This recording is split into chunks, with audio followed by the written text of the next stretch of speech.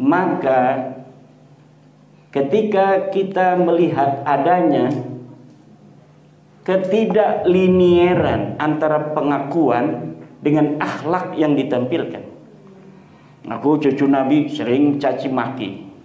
Aku cucu Nabi maki-maki kiai. Habis Menteri Agama Gus Yakut itu.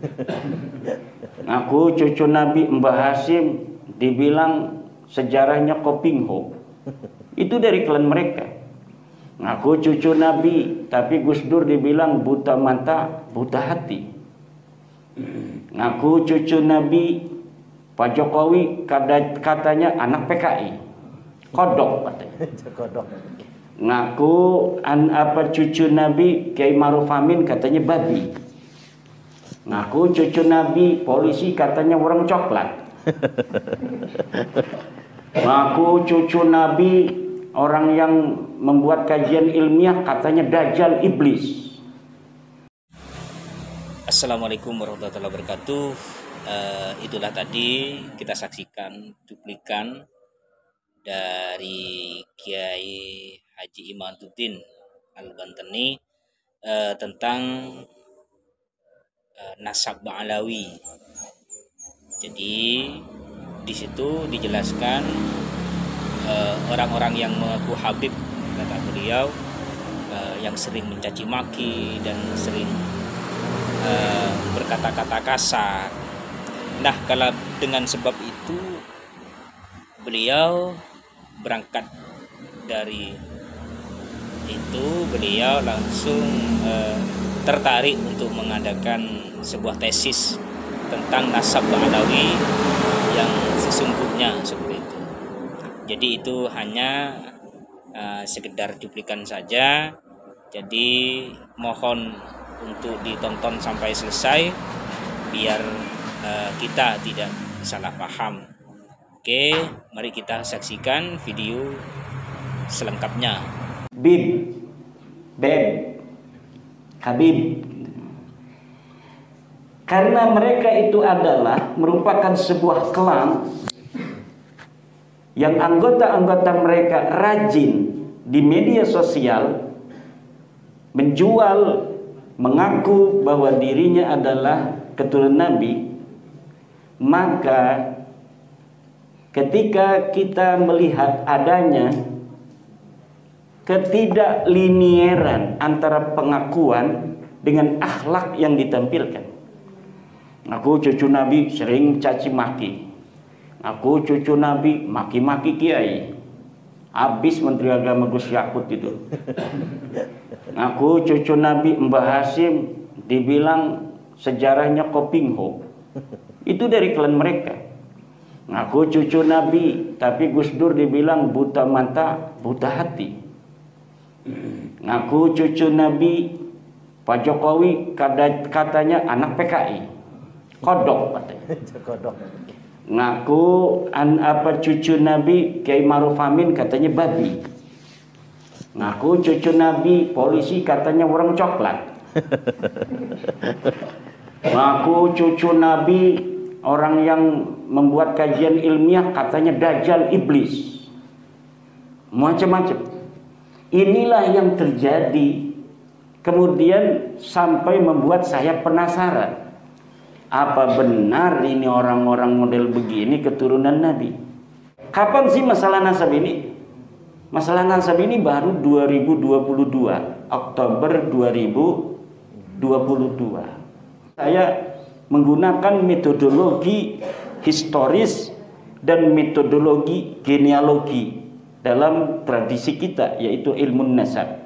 Yang saya bahas itu siapa yang akan jadi percontohan. Saya cari di internet nasabnya itu ada nasab Bahar Smith, ada nasab Rizik Syihab.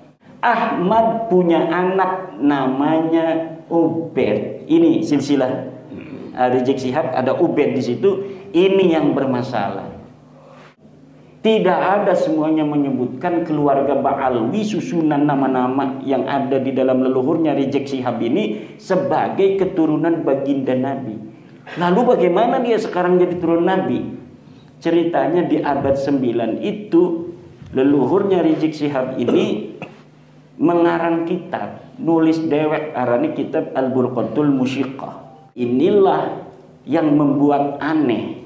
Masa iya orang yang disebut mujtahid mutlak, katanya ini Ubaid ini mujtahid mutlak. Sama Imam Syafi'i, Imam Hambali, Imam Ahmad bin Imam Maliki, Imam Ahmad bin Hanbal. Masa iya mujtahid mutlak, nggak ada yang ngutip sama sekali. Orang tahrim semua disebutin ulama di situ, kok dia adanya di tahrim, tetapi kenapa sama sekali namanya tidak disebutkan? Bukan hanya dia tidak terverifikasi sebagai keturunan Nabi, Ubaid ini pun terverifikasi sebagai fiktif. Tidak ada orangnya. Tesis saya itu bukan tesis seperti yang dipahami awam, bahwa tesis itu adalah karya tulis di universitas S2 gitu. Bukan. Jadi kesimpulan itu tesis, kemudian ada antitesis, kemudian bisa sintesis. Nah, kesimpulannya apa? Kesimpulannya Habaib ini bukan cucu Nabi. Dari sisi ilmu sejarah, dari sisi ilmu nasab. Kemudian dia bukan cucu Nabi, dilihat dari hasil tes DNA yang sudah ada. 180 orang sudah tes DNA. Dan tes DNA-nya menunjukkan haplogrup mereka itu G.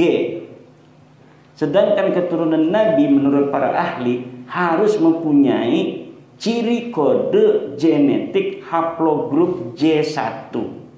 Ketika disandingkan dengan Ba'lawi ini, dengan bin Shihab, bin Smith, hasil tes DNA-nya disandingkan, ini Kohanim, ini keturunan Nabi yang ada di Saudi Arabia. Seret ketemunya 40.000 tahun yang lalu, menandakan ini bukan siapa-siapa. Secara ilmu DNA itu mustahil. Jadi secara ilmu DNA mustahil. Secara ilmu nasab tidak terkonfirmasi. Dalam ilmu sejarah tidak terkonfirmasi itu apa? Maudhu'un munqati'un mardudun. Nasab mereka itu tidak menerima. Ya silahkan, kalau tidak menerima dalilnya mana? Sampai sekarang tidak ada. Tidak ada dalilnya. Bahkan kalau mereka memberikan dalil, dalil itu yang akan memakan mereka. Semakin mereka membuat dalil, dalil itu yang memakan mereka. Kenapa? Ya orang nggak ada apa-apaan di sananya, blank. Ditulis sekarang ini manuskrip, bikin-bikin sendiri. Ya emangnya manuskrip palsu itu nggak bisa diteliti? Bisa diteliti, Pak. Nggak bisa. Manuskrip itu bisa diteliti. Orang nggak bisa ngebohong dengan kertas. Ini adalah sesuatu yang merupakan salah satu ajaran dari para ulama-ulama Ahlus Sunnah wal Jamaah, wabil khusus Ahlus Sunnah wal Jamaah An-Nahdiyah, yaitu terkait dengan bagaimana interaksi kita dengan para orang-orang yang mengaku zuriyah daripada Kanjeng Nabi besar Muhammad sallallahu alaihi wasallam. Kata Ibnu Hajar mengatakan dalam kitab As-Sawa'iqul Mukhriqah, yanbaghi li kulli ahadin an yakuna lahu ghairatun fi hadha an-nasab asy-syarif wa dhabtihi hatta la yantasiba ilaihi ahadun illa bihaqqin.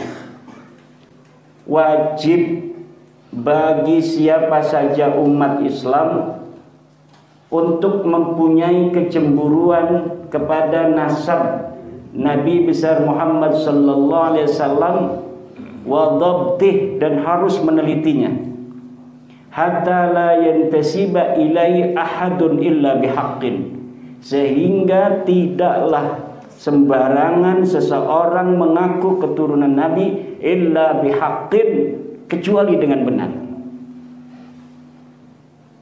Ini didasari oleh firman Allah Subhanahu wa taala yang saya bacakan di dalam muqaddimah, ud'uhum li'abaihim huwa aqsatu 'indallah. Sebut mereka dengan leluhur mereka, dengan ayah-ayah mereka. Kalau kalian tidak tahu ayah mereka, leluhur mereka, garis keturunannya ke atas, wa ikhwanukum fid din, mereka tetaplah merupakan saudara kalian. Panggil saja saudara, ya akhi, ya ukhti. Wa mawalikum, atau dipanggil dengan kalau dulu Maula Ibni Umar misalnya. Wahai anak buahnya Pak Umar, atau dengan kata-kata yang penuh penghormatan lainnya. Bagaimana dengan sesuatu yang telah terjadi dari apa yang telah kita yakini? Walaysa 'alaikum junahun fima akhta'tum, dan tidak ada dosa bagi kalian kalau kalian dulu salah. Itu namanya sudah syuhrah dan istifadhah, tapi salah. Walakin tetapi yang berdosa itu ma ta'ammadat qulubukum, sesuatu yang telah tahu namun sengaja kita tidak mau menerima pengetahuan itu. Itulah yang kemudian berdosa. Lalu apa? Nasab siapa yang mengaku turun Nabi? Kemudian saya teliti. Yang saya teliti adalah nasab-nasab orang-orang yang mengaku keturunan Nabi besar Muhammad SAW, yang selalu mengaku keturunan Nabi di Indonesia. Siapa dia? Yaitu dari suatu klan yang disebut dengan klan Ba'alwi, atau mereka memperkenalkan diri mereka di Indonesia dengan sebutan Bib, Habib. Karena mereka itu adalah merupakan sebuah klan yang anggota-anggota mereka rajin di media sosial menjual, mengaku bahwa dirinya adalah keturunan Nabi. Maka ketika kita melihat adanya ketidaklinieran antara pengakuan dengan akhlak yang ditampilkan. Aku cucu Nabi sering caci maki. Aku cucu Nabi maki-maki kiai. Habis Menteri Agama Gus Yakut itu. Aku cucu Nabi Mbah Hasim dibilang sejarahnya Kopingho. Itu dari klan mereka. Aku cucu Nabi, tapi Gus Dur dibilang buta mata, buta hati. Aku cucu Nabi, Pak Jokowi katanya anak PKI. Kodok katanya. Ngaku cucu Nabi Kiai Maruf Amin katanya babi. Ngaku cucu Nabi polisi katanya orang coklat. Ngaku cucu Nabi orang yang membuat kajian ilmiah katanya dajjal iblis. Macam-macam. Inilah yang terjadi. Kemudian sampai membuat saya penasaran. Apa benar ini orang-orang model begini keturunan Nabi? Apalagi sebagian mereka yang punya duit sedikit menampakkan kekayaannya, flexing di media sosial. Baru punya mobil baru diperlihatkan. Dia seperti bos, anak buahnya sudah nyiapin jaket. Dia mau masuk mobil jaket di ini dulu. Ini orang kaya di Indonesia itu nggak ada yang begitu. Tapi orang yang sok kaya dengan mengaku cucu Nabi tidak malu memperlihatkan di media sosial YouTube dan Facebook. Kemudian mereka berusaha untuk menjaring anak-anak Indonesia, terutama yang berpaham Ahlussunnah wal Jamaah Naqdiyah, untuk masuk ke dalam lingkar mereka, kemudian didoktrin dengan sedemikian rupa. Akhirnya dengan kedok Ahlussunnah wal Jamaah Asy'ariyah, kemudian madzhabnya madzhab Syafi'i, anak-anak NU di Indonesia banyak yang masuk link mereka. Di dalam pengajian itu sedikit saja NU ada kesalahan, mereka doktrin jamaah mereka untuk apa? Untuk membenci para petinggi NU. Kejadian hasil muktamar atau hasil bahsul masail di Banjar tentang panggilan non-muslim untuk orang-orang saudara kita yang bukan beragama Islam. Hasil keputusan Muktamar NU, Bahsul Masail, Pramuktamar apa Muktamar itu? Muktamar Kombes di Banjar, hasil Bahsul Masail Kombes di Banjar itu membuat sebuah keputusan bahwa panggilan kafir kepada saudara-saudara kita yang non-muslim di Indonesia ini merupakan panggilan yang tidak tepat. Kenapa? Karena kita adalah negara demokrasi yang berasaskan Pancasila, berdasarkan atas ketuhanan yang Maha Esa, kemanusiaan yang adil dan beradab. Kemudian mereka menyerang ini hasil keputusan Bahsul Masail NU sedemikian rupa dan mencaci maki tokoh-tokoh NU yang jamaah itu adalah orang-orang Hindu. Ini yang terjadi. Kalau misalnya NU ini punya calon, nggak bakal mereka dukung. Kiai Ma'ruf Amin calon dari Nahdlatul Ulama, NU berusaha untuk bagaimana Kiai Ma'ruf Amin itu untuk bisa mendampingi Bapak Presiden Jokowi waktu itu. Tapi mereka mungkin tidak ada yang mendukung. Yang ada di struktur NU pun, contohnya di Banten ada seorang kabib, itu terang-terangan dia mendukung, berbeda dengan PBNU.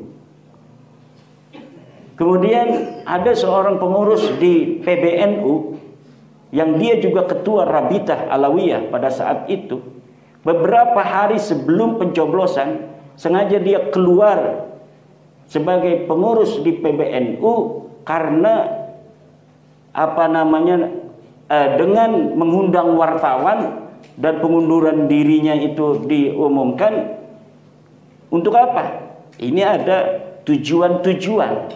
Mudah-mudahan saja bisa mempengaruhi publik bahwa dukungan masyarakat Nahdiyin PBNU yang luar biasa ketika itu, dari mulai PB, PW, PC sampai MWC digerakkan semuanya, ini sengaja untuk menggembosi, kemudian menyatakan mengundurkan diri beberapa hari sebelum pemilihan umum. Kemudian salah satu dari Habib itu juga berceramah mengatakan bahwa Kiai Ma'ruf Amin ini adalah ketika mau dia menjadi wakil presiden Bapak Presiden Jokowi itu, bahwa ini beliau adalah orang yang dibayar, ulama bayaran, bahkan sampai disebut babi. Waktu itu saya tidak terima dan saya langsung laporkan ke Mabes Polri dan orangnya langsung dipegang kemudian dipenjarakan. Sebelum bab nasab ini saya sudah menjarain Habib, namanya Ja'far Shadiq itu. Ya, ketika itu luar biasa itu provokasinya itu kepada ulama-ulama kita, sehingga membuat banyak juga warga-warga Nahdiyin yang marah ketika itu. Tapi belum masalah nasab. Kapan sih masalah nasab ini? Masalah nasab ini baru 2022, Oktober 2022. Dari latar belakang tadi yang telah saya sebutkan, kemudian saya menggunakan metodologi historis dan metodologi genealogi dalam tradisi kita, yaitu ilmu nasab. Di dalam ilmu nasab, karena ilmu nasab adalah bagian yang tidak dapat dipisahkan dari ilmu sejarah, maka saya menggunakan metodologi historis. Yang pertama, langkah yang harus dilakukan di dalam kita meneliti sebuah kejadian sejarah masa lalu, apalagi yang sudah 1400 tahun itu, yang pertama adalah disebut dengan tahapan heuristik.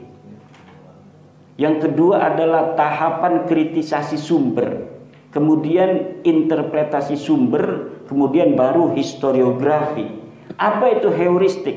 Heuristik adalah dalam sejarah, dalam penelitian sejarah, mengumpulkan seluruh sumber-sumber yang dirasa berkaitan dengan bahasan yang sedang kita teliti. Dalam hal ini adalah bahasan tentang nasabnya Ba'lawi. Betulkah dia merupakan keturunan dari baginda Nabi? Saya urutkan terlebih dahulu sebelum saya linierkan dengan kitab-kitab yang saya bahas itu, siapa yang akan jadi percontohan. Saya cari di internet nasabnya itu, ada nasab Bahar Smith, ada nasab Rizik Syihab. Kemudian keduanya ini saya lihat ini lebih bisa untuk diteliti, yaitu nasabnya Rizik. Nah, nasab Rizik ini saya urutkan dari mulai dia bapaknya yang ada di internet itu sampai kepada baginda Nabi besar Muhammad SAW.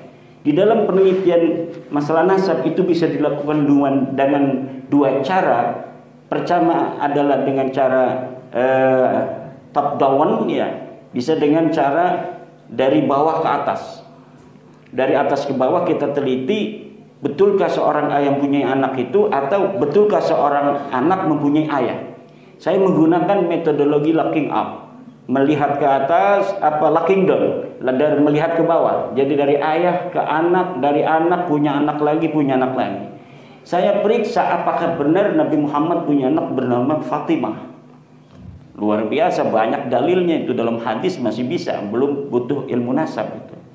Kemudian betulkah Husain ini mempunyai anak bernama Sayyidina Ali Zainal Abidin? Masih ada di hadis.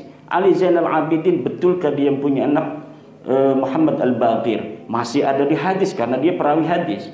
Muhammad Al-Baqir, betul nggak dia mempunyai anak bernama Ali Al-Uraidi? Masih Ja'far Shadiq dulu. Ja'far Shadiq betul masih ada sebagai perawi hadis. Apakah Ja'far ini punya anak nama Ali Al-Uraidi? Betul, masih ada dalam perawi hadis. Ja'far Shadiq, betulkah dia punya anak Muhammad An-Naqib? Ini membutuhkan ilmu nasab. Kita lihat tahunnya berapa, kemudian kita sandingkan kitab, terkonfirmasi ada di dalam kitab. Kemudian betulkah Ali Al-Uraidi ini mempunyai Muhammad An-Naqib? Muhammad An-Naqib mempunyai anak bernama Isa. Itu terkonfirmasi di dalam kitab semasanya, yaitu Siri Silsilatil Alawiyah. Kemudian ketika Isa punya anak Ahmad, ini masih kita membutuhkan kitab Siri Silsilatil Alawiyah. Terbukti pula dia punya anak namanya Ahmad. Ahmad punya anak namanya Ubaid. Ini silsilah Rizik Syihab, ada Ubaid di situ. Ini yang bermasalah. Tidak ada disebutkan kitab-kitab yang semasa dan yang paling dekat masanya dengan Ubaid ini dan Ahmad bin Isa yang menyatakan Ubaid ini benar anaknya Ahmad bin Isa. Tidak ada. Ahmad bin Isa itu dia menurut Ba'alwi wafatnya adalah 345 Hijriah. Ubaid anaknya katanya wafatnya 383 Hijriah. Anaknya Ubaid namanya Alwi, makanya mereka disebut Ba'alwi, keturunan Alwi bin Ubaid. Itu wafat tahun 400 Hijriah, berarti abad kelima. Kita lihat di kitab-kitab abad kelima, tidak ada sedikit pun kitab yang menyentuh, bahkan hanya menyindir, tidak ada, tentang nama Alwi sebagai keturunan Nabi ini. Kita lihat kitab yang lainnya, misalnya Tahdhibul Ansab karangan Al-Ubaidili 437 Hijriah. Kemudian kita lihat lagi dalam kitab Al-Majdi karangan Al-Umari 390 Hijriah. Kemudian kita lihat lagi kitab Muntaqilatut Talibiyah. Ini tidak ada angka tahun wafatnya, tapi diperkirakan dia hidup atau meninggal dunia itu 490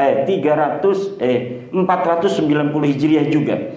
Kemudian kitab abad ke-6 namanya Syajarah Al-Mubarakah, wafat 606, tapi ini kitab ditulis 597 Hijriah. Tidak ada juga Ubaid dikatakan sebagai anaknya Ahmad bin Isa. Bahkan dikatakan di situ anaknya cuma 3, Muhammad, Ali dan Husain. Laisa lahu walad, tidak ada anak yang namanya Ubaid. Kemudian kitab abad ke-7 Al-Fakhri kitab abad ke-8 Al-Asili As-Sabatul Musal, kitab abad 9 Umdatul Talib Al-Kubra karangan Ibnu Inabah. Tidak ada semuanya menyebutkan keluarga Ba'alwi susunan nama-nama yang ada di dalam leluhurnya Rizik Syihab ini sebagai keturunan baginda Nabi. Lalu bagaimana dia sekarang jadi turun Nabi? Ceritanya di abad 9 itu leluhurnya Rizik Syihab ini mengarang kitab, nulis dewek arani kitab Al-Burqatul Musyiqah. Dari kitab Al-Burqatul Musyiqah ini namanya Ali bin Abu Bakar As-Sakran menulis silsilahnya bahwa dia namanya Ali, punya ayah namanya Abu Bakar, punya ayah namanya Abdurrahman, punya ayah namanya Maula Dawilah bin Ali Al-Sahibud Darak bin Ali Al-Ghayyur bin Muhammad bin Ali bin Muhammad Sahib Birman bin Ali Qoli Qasar bin Alwi bin Muhammad bin Alwi bin Ubaid bin Ahmad bin Isa. Itu baru abad ke-9 895 Hijriah. Setelah 550 tahun Ahmad bin Isa ini wafat. Jadi 550 tahun sejak orang yang diaku itu wafat, baru ada pengakuan itu. Inilah yang disebut dengan argumentium ex silentio. Ada kesunyian di sana. Kalau ada kesunyian, tidak ada satupun dari 14 nama yang disebutkan dalam silsilah mereka itu dalam rentang waktu masa di mana diperkirakan orang itu hidup. Yang orang itu hidup, di kanan kirinya ada ulama. Kalau dia itu orangnya adalah orang Tarim, di situ ada Taiz, di situ ada Aden, di situ ada Siwun, banyak ulama yang mengarang kita. Di Tarim sendiri ada ulama orang kita. Setiap ulama yang menyebutkan, yang mengarang itu di abad ke-5, misalnya Ibnu Samrah menyebut ulama-ulama di Tarim, tapi keluarga mereka itu di abad 5 Hijriah tidak ada satupun yang disebut namanya itu. Nah, tidak disebutkan. Inilah yang membuat aneh. Masa iya orang yang disebut mujtahid mutlak, katanya ini Ubaid ini mujtahid mutlak, sama Imam Syafi'i, Imam Hambali, Imam Ahmad bin Imam Maliki, Imam Ahmad bin Hanbal. Masa iya mujtahid mutlak, nggak ada yang ngutip sama sekali.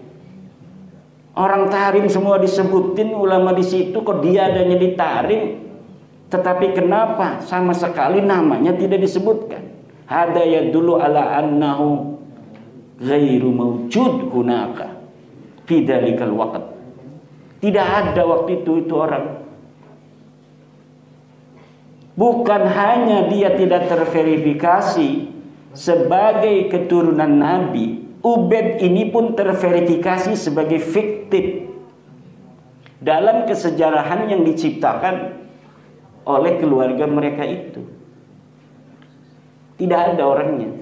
Tesis saya itu bukan tesis seperti yang dipahami awam, bahwa tesis itu adalah karya tulis di Universitas S2 gitu. Bukan.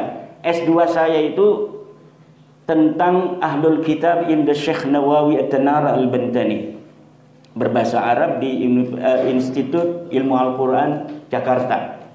Kalau ini tesis itu artinya kesimpulan ilmiah, itu sesuai dengan filsafat Hegel, bahwa sebuah kesimpulan itu tidak bersifat mutlak apabila terjadi antitesis. Jadi kesimpulan itu tesis, kemudian ada antitesis, kemudian bisa sintesis. Seperti dulu ada bumi datar. Bumi datar dipahami oleh seluruh orang yang hidup abad pertengahan bahwa bumi itu adalah datar.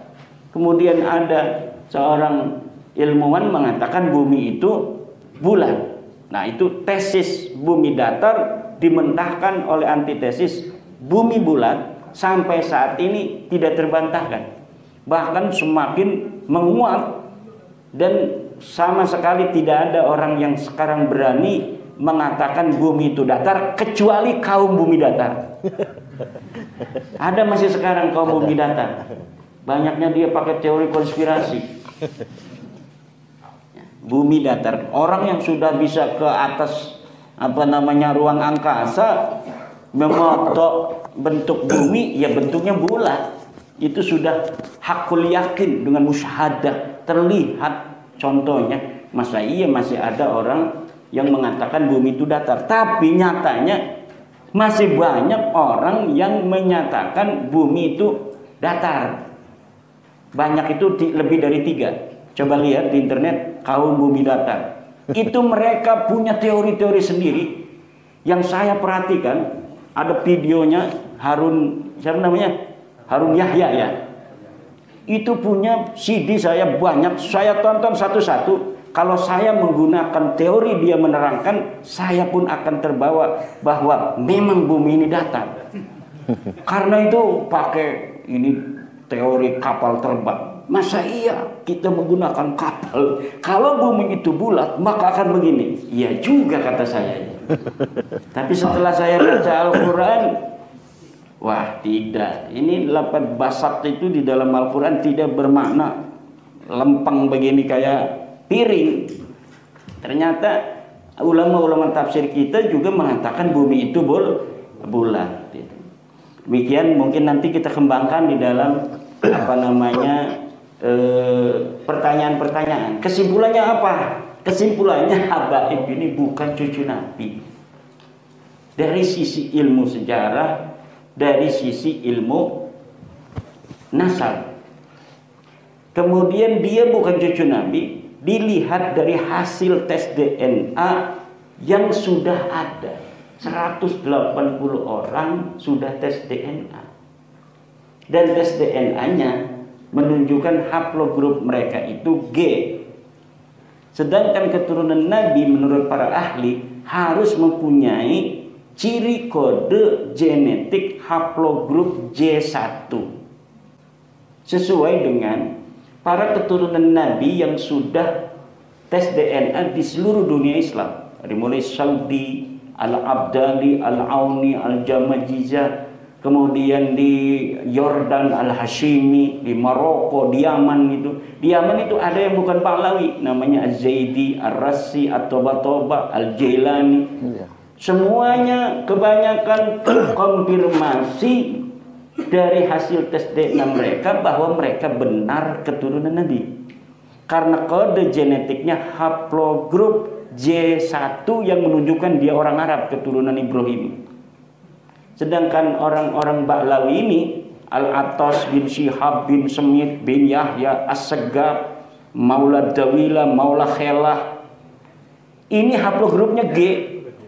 G ini baru bertemu dengan Nabi Muhammad 40.000 tahun di atas tuh. Baru satu kakinya 40.000 tahun ke atas. Nah, sedangkan orang Yahudi keturunan Nabi Yakub ini sekarang di Kohanim itu keturunan dari Nabi Harun yang menjadi pendeta-pendeta yang menjaga silsilah sampai Nabi Harun. Itu sudah terverifikasi dan terkonfirmasi hasil dari haplogrup mereka J1 juga. J1 itu bertemu di Nabi Ibrahim, yaitu 4.500 tahun dari sekarang. Karena Nabi Ibrahim hidup 4.500 tahun dari sekarang. Itu antara orang-orang Kohanim dengan orang-orang keturunan Nabi Muhammad dari Saudi Arabia itu bertemu di satu kakek 4.500 tahun. Berarti klop. Sama-sama ngaku turunan Ibrahim, sama-sama ngaku sebagai orang Arab, bertemu 4.500 tahun yang lalu. Ketika disandingkan dengan Ba'lawi ini, dengan bin Syihab, bin Semit, hasil tes DNA-nya disandingkan, ini Kohanim, ini keturunan Nabi yang ada di Saudi Arabia. Seret ketemunya 40.000 tahun yang lalu. Menandakan ini bukan siapa-siapa. Kalau dengan orang-orang yang Yahudi keturunan asli Israel ini ketemu 4.500 tahun. Betul secara sejarah karena Nabi Ibrahim itu 4.500 tahun yang lalu. kemudian punya anak namanya Ismail menurunkan orang Arab, punya anak namanya Ishak menurunkan orang Israel.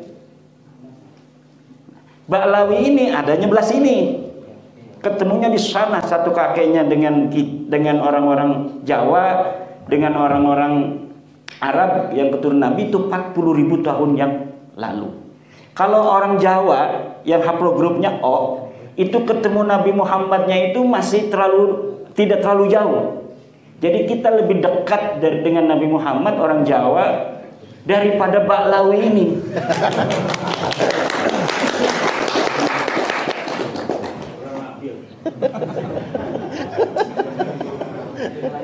Itu Kiai dapatnya dari mana? Ya saya kan punya teman dokter dari BRIN. Dokter dari BRIN yang sekarang beliau